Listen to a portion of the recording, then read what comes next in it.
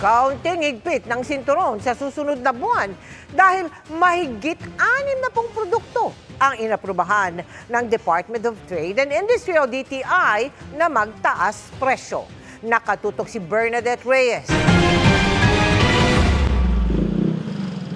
Hindi na lang buwan ng pagmamahal ang parating na Pebrero, kundi buwan din ng pagmahal ng 63 produkto.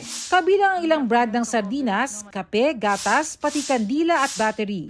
Napagkasunduan yan sa pulong na Department of Trade and Industry at mga manufacturer. Ayon sa DTI, sinikap nilang pakiusapan ang mga manufacturer. Pero kailangan din nilang unawain kung bakit panahon ng itaas sa mga presyo. Nagtaasan na talaga yung mga raw materials nila. Kailangan din nilang kumita. Yung mga tao na na-employ nila, ayaw din natin mawala ng trabaho. Ayon sa Department of Trade and Industry, 63 mga produkto ang magtataas ng presyo pagsapit ng Pebrero. Pero mas marami naman daw mga produkto ang hindi magtataas. 72% will not have any price increase.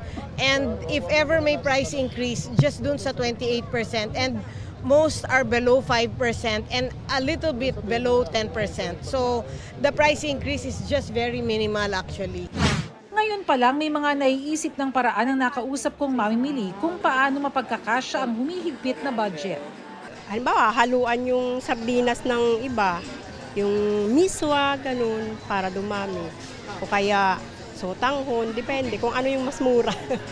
Maglalabas ang DTI ng panibagong Suggested Retail Price Guide sa Pebrero. Para sa GMA Integrated News, Bernadette Reyes, Nakatutok, 24 Oras.